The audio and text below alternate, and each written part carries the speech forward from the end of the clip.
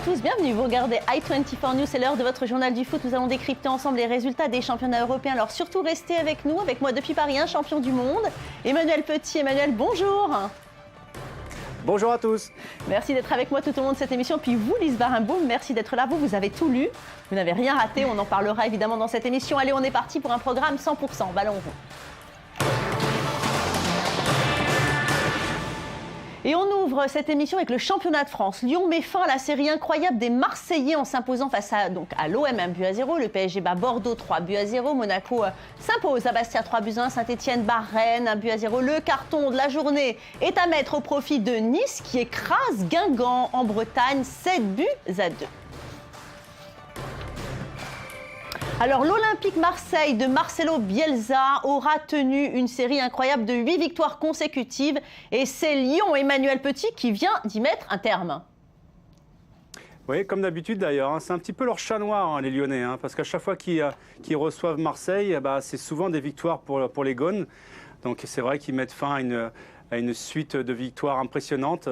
Bon, ils ont gagné 8 fois, ils ont perdu une fois. Marseille, c'est un peu ce qui s'est passé avec le Barça. Donc, le leader perd, derrière, il y a tout qui se resserre. Donc, je pense que les Marseillais peuvent nous avoir des regrets quand même, notamment sur la deuxième période. Ils se sont procuré un nombre incalculable d'occasions. Ils ont manqué de réalisme. Et on sait qu'au haut niveau, le réalisme, c'est toujours payant. Et quand vous n'en avez pas, vous perdez des points, souvent le match également. Et le sauveur lyonnais, on en parlait la semaine dernière, c'est Gourcuff qui a marqué le seul but de la rencontre. Bravo. Oui, un but magnifique, encore une fois. Donc, il enchaîne depuis son retour. J'espère qu'il va être épargné une bonne fois pour toutes par les blessures. Mais je trouve qu'avec tous ces jeunes joueurs autour de lui, je trouve qu'il a sa place à l'heure actuelle. C'est sa dernière saison. Il a trouvé un accord au niveau salarial avec son club. On le sent plus serein dans ses pompes. Il travaille dans l'ombre. Il ne fait pas parler de lui. Il préfère parler balle au pied. Donc, c'est quelqu'un qui, à l'heure actuelle, on peut compter sur lui. Qui, s'il continue justement sa reconstruction, entre guillemets, il pourra vite pointer chez les Bleus. Parce qu'on manque cruellement de meneurs de jeu aussi chez les Bleus. Donc, vous pensez qu'il pourrait retourner en équipe de France ? Oui, je le pense. Je le pense parce que ce n'est pas le talent intrinsèque du joueur qui est remis en cause, c'est sa capacité mentale justement à supporter physiquement et mentalement la pression. Et on s'aperçoit que c'est dans ce domaine-là où il a toujours eu un énorme déficit. Donc à partir du moment où il est bien dans ses pompes, qu'il est dans un bon environnement, il arrive toujours à tirer le meilleur profit de tout ça et à faire parler son football. Donc moi j'y pense sérieusement parce qu'avant de tomber dans des problèmes psychologiques qui ont amené des blessures à répétition, c'était un joueur vraiment sur lequel on avait énormément d'espoir pour l'avenir avec lui. Donc moi, je pense que tôt ou tard, s'il arrive sur cette lignée-là, en étant exempté de blessures, je pense qu'il pourra postuler un retour en équipe de France. Pourquoi ? Enfin, en tout cas, cette défaite des Marseillais fait les affaires. Emmanuel Petit du Paris Saint-Germain. Les hommes de Laurent Blanc ont battu largement Bordeaux, 3-0 avec un doublé de Lucas et un but de Lavezzi. À noter que Parisiens et Bordelais ont terminé à 10. C'est de bon augure avant PSG-OM qui se profile le 9 novembre prochain. C'est notre classico à nous, les Français. Oui, c'est de bon augure. On sait d'ores et déjà, de mémoire, je crois que c'est Thiago Motta qui sera suspendu pour ce match, donc un élément majeur. Mais bon, ils ont un effectif pléthorique, les Parisiens, donc je pense que Laurent Blanc saura composer avec son absence. Je pense que ça sera un choc, un duel vraiment au sommet. Ça fait longtemps qu'on attendait la renaissance de l'OM. C'est chose faite, donc ils sont en position de leader. Espérons qu'ils conservent cette position pour accueillir... Pour jouer contre le PSG, mais un peu à l'image du Classico Barça, ça nous manquait un petit peu ces derniers temps au sein du championnat français. Donc moi, je me lèche déjà les babines. En tous les cas, Lise, donc on l'a vu cette semaine, tout va bien sur le terrain pour le Paris Saint-Germain. En revanche, dans les vestiaires, c'est une autre affaire. Oui, mais rassurez-vous, ça ne concerne pas l'ambiance entre les joueurs. Metro News nous raconte l'histoire abracadabrante du vigile du PSG qui n'hésitait pas à voler dans le vestiaire des joueurs pour revendre le fruit de ses larcins sur le site du Bon Coin. Et donc, il a été arrêté après avoir dérobé, entre autres, les crampons de David Luiz et la montre de Pastore. La perquisition a permis de mettre à jour une véritable caverne d'Ali Baba. Le vigile, en fait, profitait de ces rondes nocturnes au centre d'entraînement pour se servir. C'est d'ailleurs un salarié du club qui, en surfant sur Internet, est tombé sur une annonce suspecte. Oui, alors il y a beaucoup de voleurs dans le football, Manu Petit. Vous, on a déjà essayé de vous voler, mais c'était sur votre compte en banque. C'était une autre histoire abracadabrante aussi. Oui, je vais me permettre quand même une petite phrase sur ce monsieur. Vous êtes sûr que c'est le Bon Coin, c'est pas le Bon Con? Excusez-moi l'expression, parce que... les mecs, ils volent et après, il va sur le Bon Coin, il se fait passer par un membre du staff du PSG. Oh, t'as pas inventé l'eau chaude, sérieux.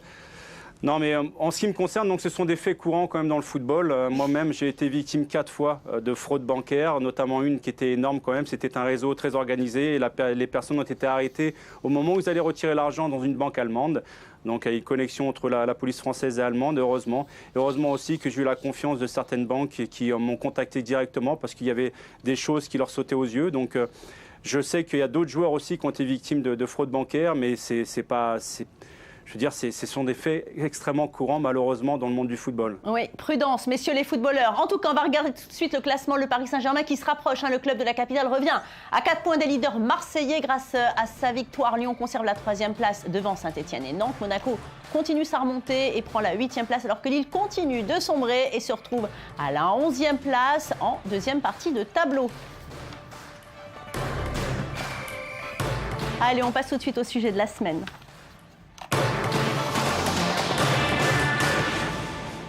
La Ligue 1 est souvent critiquée par ses détracteurs. Certains lui reprochent des inégalités criantes quant aux différents budgets des clubs. D'autres estiment que les clubs ont trop de matchs à disputer pour rester performants. La compétitivité du football français est en jeu. Les dirigeants du football s'inquiètent et réfléchissent à différentes propositions. Même le gouvernement s'en mêle.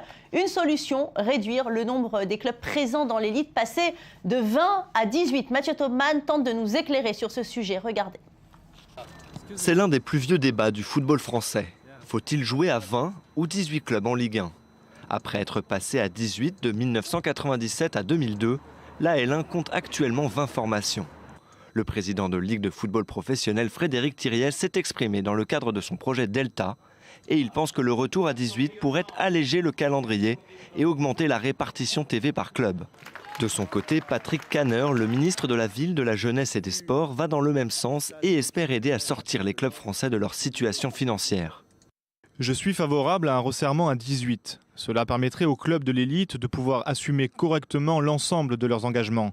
Il faudrait avoir un peu moins de matchs en Ligue 1 pour mieux assumer nos responsabilités dans les compétitions internationales. Le fair-play financier et le passage à 18 seraient peut-être les solutions pour éviter à la Ligue 1 de régresser à nouveau au classement UEFA. Après s'être fait rattraper par le Portugal, le football français est maintenant talonné par la Russie.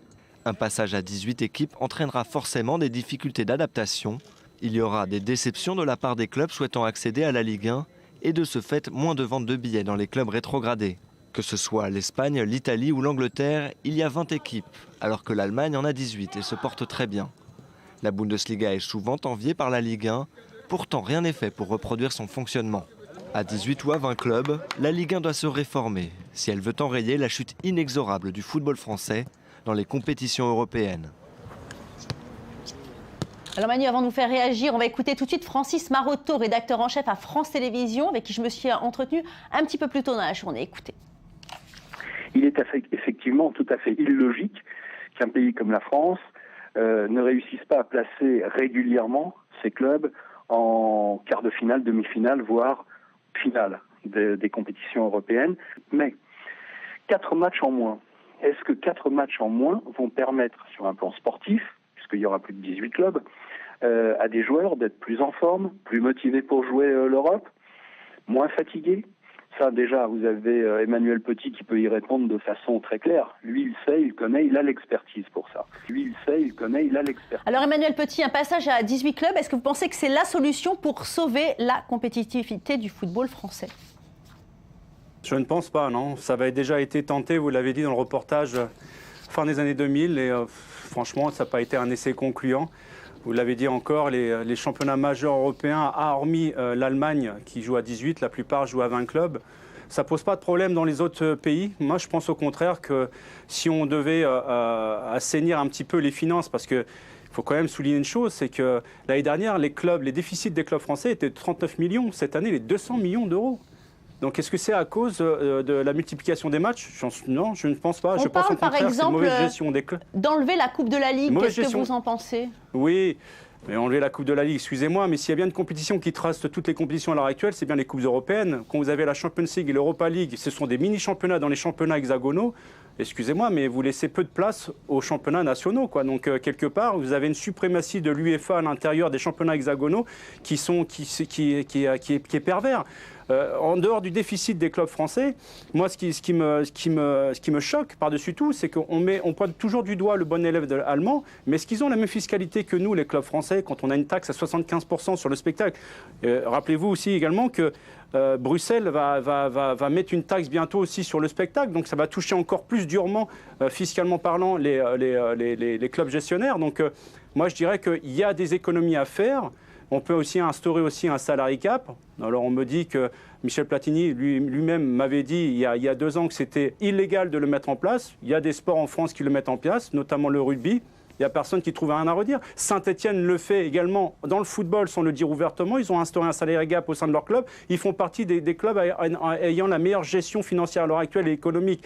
Donc je crois qu'aussi que les présidents, il faut qu'ils soient raisonnables, de ne pas dépenser plus que ce qu'ils ne gagnent. C'est pour ça que le fair play financier peut avoir aussi une incitation dans ce sens-là. Mais je trouve que fiscalement parlant, on est dans un pays qui a une tradition fiscale extrêmement lourde. C'est d'ailleurs pour ça que les joueurs français partent dans d'autres pays évolués. Il y a ça, mais aussi les stades sont de plus en plus vétustes. Alors l'arrivée de l'euro va donner un bon coup de peinture à tout ça, mais les enceintes sportives en France ne sont plus adaptées, et ce depuis très très longtemps. Donc il y a quand même des paramètres aujourd'hui qu'on semble balayer d'un revers de la main, et on fustige un championnat à 20 clubs. Moi je trouve qu'on se trompe de cible. Allez, on passe tout de suite au foot anglais.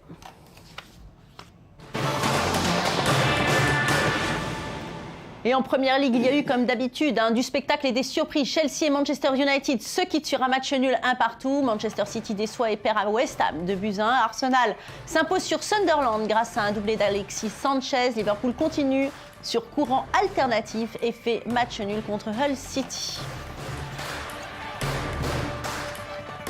Bon alors Manu, il y a eu du suspense à Old Trafford entre Manchester et Chelsea. Alors ce sont 2 grands buteurs qui ont marqué. D'un côté Didier Drogba et puis de l'autre Van Persie. Oui, Drogba qui est l'éternel, l'indéboulonnable. En l'absence de Diego Costa, il avait la lourde tâche justement de faire oublier son absence.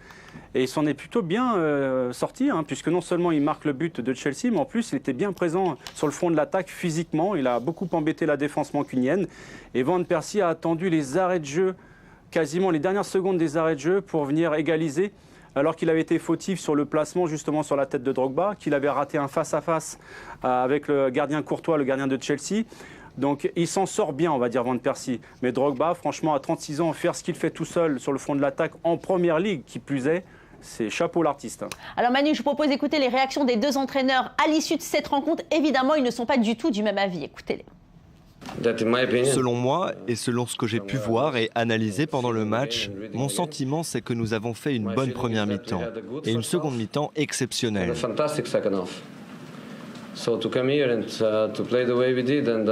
Venir ici et jouer comme on l'a fait et ne repartir qu'avec un point, cela ne nous satisfait pas du tout et cela montre à quel point nous nous estimons bons et en forme en ce moment. Je l'ai dit aux garçons, ce n'était pas notre meilleure performance et c'est dommage parce que nous devons montrer le meilleur de nous-mêmes face aux meilleures équipes. Malgré cela, nous avons eu de très nombreuses occasions, beaucoup plus que Chelsea. Élise Barimbaud, il y a un joueur sur lequel les journalistes n'auraient pas parié, on n'aurait pas misé un centime sur sa tête.